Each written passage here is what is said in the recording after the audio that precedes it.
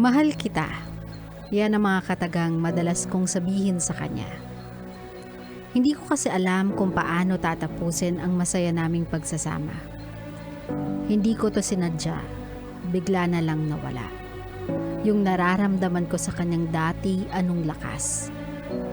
Ngayon wala na. Laging maling timing, laging may bumabagabag sa kanya. Hindi ko masingit yung tungkol sa amin dahil di ko kayang saktan siya. Pilit kong iniisip, saan ba nanggaling to? Saan ba to nagsimula? Dati naman masaya kami. Akala ko nga, siya na. Pero kahit pilitin ko, di ko na talaga madama.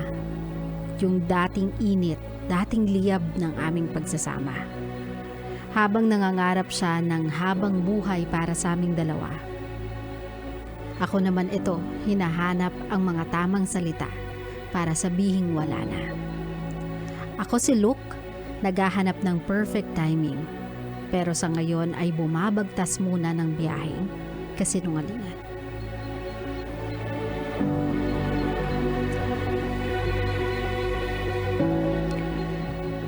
My love, sometimes hindi natin alam, we cannot find the words to tell someone the truth because we are not really afraid of being wrong. We are not really afraid of being the bad person. Doon sa sitwasyon na yon, we are just so scared of hurting that person. Kasi we know how kind that person is, how amazing that person is.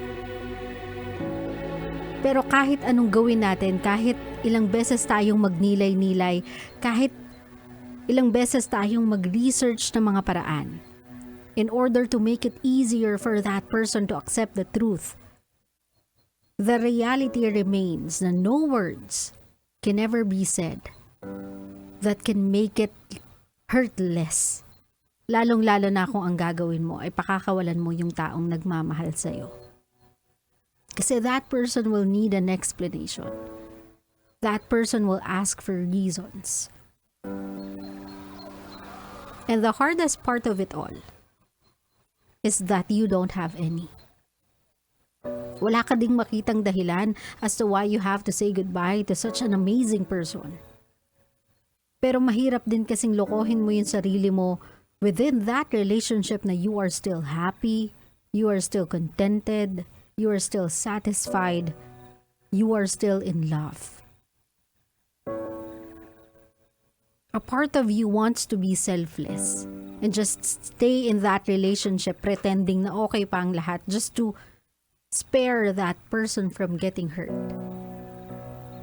Pero that's what you think. Na by staying in that relationship, by lying, by pretending you are sparing that person from the pain, when the truth of the matter is, you are making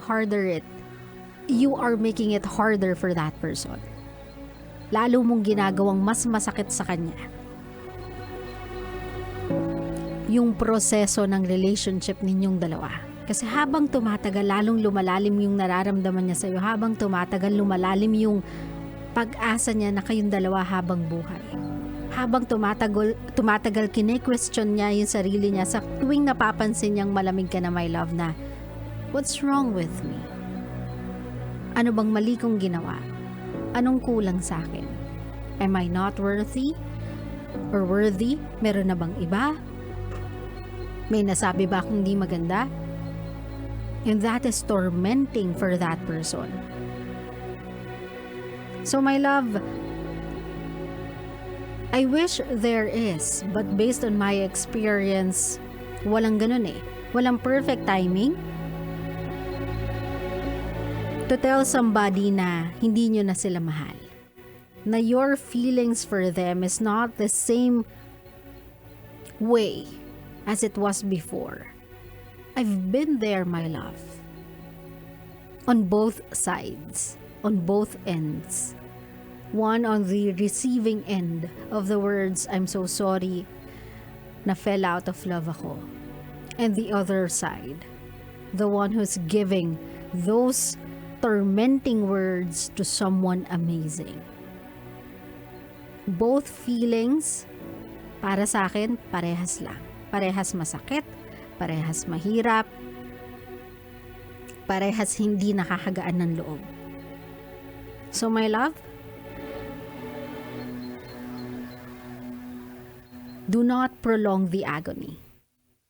Yun na lang. If you really care for this person, if this person means that much to you, my love, then sabihin mo na, para hindi na nila sinasayang yung oras nila, look, sa pagmamahal sa'yo at ginagamit na lang nila yung oras na yan para makamove on sila from you. It's gonna be a long and hard journey for them. So might as well give them a kickstart, a head start rather. No matter how painful the truth may be, mas nanaisin pa rin nilang maging maligaya kung ang meron sila ay katotohanan. Kahit masakit, kahit mahirap tanggapin, pipiliin nila yan over and over again kesa sa kasinungalingan.